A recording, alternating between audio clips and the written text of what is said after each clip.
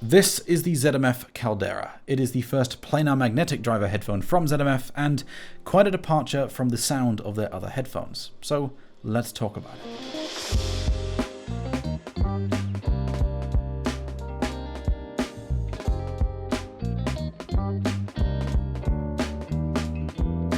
From the outside, the Caldera is much what you'd expect from a ZMF headphone, using the same headband system, which personally I find very comfortable, and also offers a nice degree of adjustment both in size and accommodating head shape thanks to being able to bend the headband to fit. The cups can come in various different woods, and there are some special one-off stabilized and resin variants available if you can catch them before they're snatched up.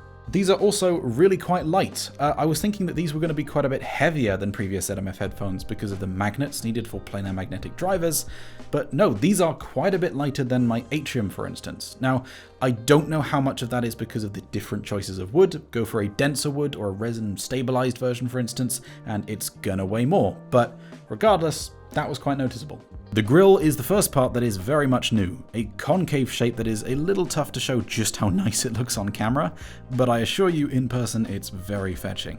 We can see some of the damping material underneath, and as always, the Caldera can be used with a range of different pads from ZMF to tune the sound to your liking. Throughout this review, I'm going to be using the Caldera suede pads, not the stock pads. I want to make that very clear. We'll get properly into the sound in a sec, but for now I just want to say that there is a bit of a peak in the upper treble which I found too prominent on the other pads, and the suede pads took that down massively. It basically fixed it, as well as also improving the sub-bass extension a little bit. So I thought that these pads sounded by far the best on these headphones. Those are the ones that I would recommend, and those are the pads that I'm reviewing these headphones with.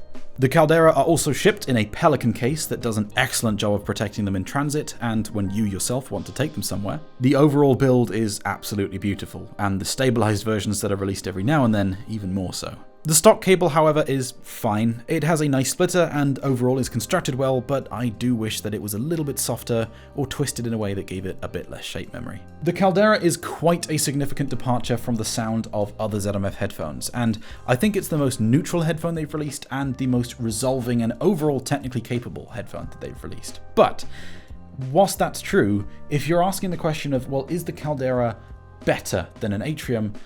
I can't say that it is, simply because it's just too different, and we'll get into why. This is a headphone that is not going to replace your existing Verite Closed or Atrium or any other ZMF headphone, but it might sit quite nicely alongside them. This is a headphone that actually I would be more inclined to compare directly to something like a Final D8000 or a Hyperman Sesvara.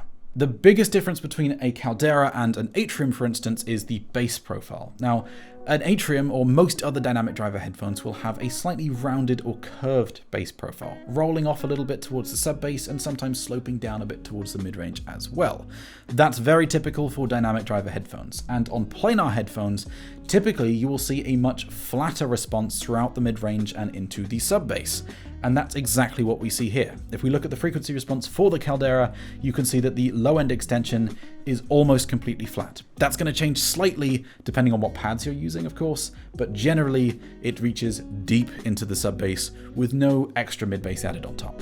You can think of this difference kind of like adding a subwoofer to a home theater system, and it means that on a Caldera with that deep-reaching sub-bass extension, we're going to get a more forceful and what I would consider immersive presentation on a track with grandiose-sounding bass like Disposable Society by whatever. That track sounds bigger on the Caldera. It's like those drums in particular are positioned more realistically far away from you, but are also weightier. You're feeling those drums, not just being told that they're there. The Atrium and other headphones with a more prominent mid-bass in relation to the sub-bass are generally, I find, going to be punchier sounding, and that is the case here. The initial leading strike of that kick is a bit more tactile on the Atrium, but overall I find that the deep-reaching sub-bass extension on the Caldera is better for this track. But this is something where you can't really have it both ways. You can either be flat and have a deeper reaching, more controlled sounding sub-bass profile, or you can have a bit more mid-bass in relation and be more punchy but less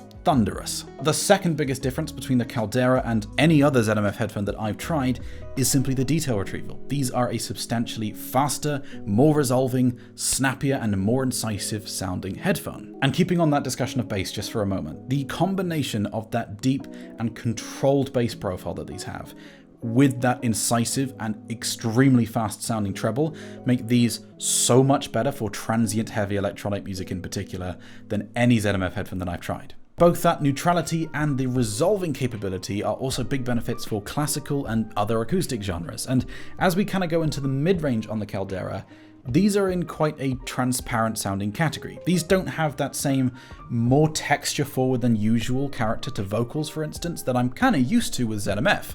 These are more lifelike, and whether that is a good or bad thing is going to depend on your preferences, and possibly whether you're buying this as your only headphone or something to add to a collection. Personally, I'd say that if I'm buying the Caldera as my only headphone, this is the kind of sound signature that I would be looking for. But if I already have something like a D8000 Pro or a HiFiMan HE1000, for instance, then this isn't necessarily going to be different enough from those to warrant buying alongside them. If that's you, I'd be more inclined to go for something like a Verite Closed or an Atrium because those are more flavored, they are more colored, and they're going to be a larger contrast to what you have already. But if you have a Verite Closed or an Atrium already, the Caldera will sit very nicely alongside them because they are quite comfortably different. The Caldera is less tonally rich, more open sounding, and more true to life, at the expense of therefore not having that deliberately vivid coloring that the other two can offer. This is going to be a really interesting one because I think that those who are big fans of the ZMF house sound, so to speak, are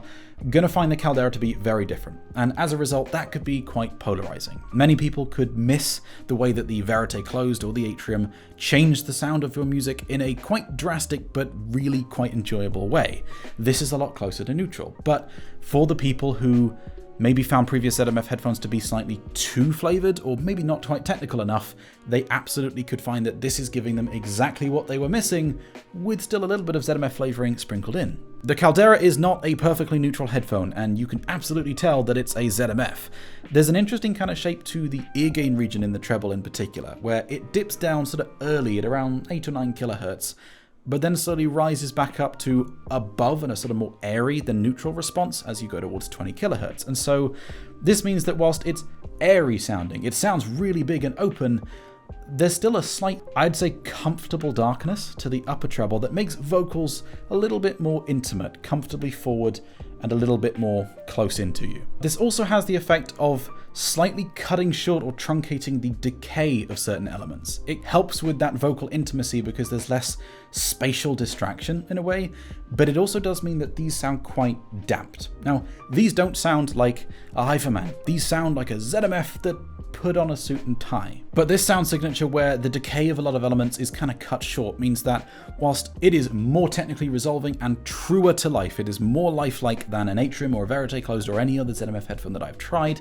it's not as resolving and it's not as lifelike as something like the more expensive HiFiMan Susvara. Mostly because the microdynamics, the really low-level aspects, aren't quite as accurately reproduced. That for some is going to be a good thing, because if they wanted a HiFiMan, they would go and buy a HiFiMan. But if they wanted a headphone that was closer to neutral, but still had that little bit of ZMF vocal intimacy sprinkled in, this absolutely has it. Depends on whether you're looking for something that is neutral or neutral with an artistic twist. The timbre on the Caldera is pretty interesting. When you go for a ZMF headphone, the way that they handle the timbre and character of voices and instruments is one of the main attractions, besides how pretty they are. A friend of mine called Spelliofool shared this image in my Patreon Telegram chat a while ago, which by the way, come and support me on Patreon and join the supporters only Telegram chat if you want to dive deeper down the rabbit hole with many other people who are spending way too much money trying to make air wiggle better.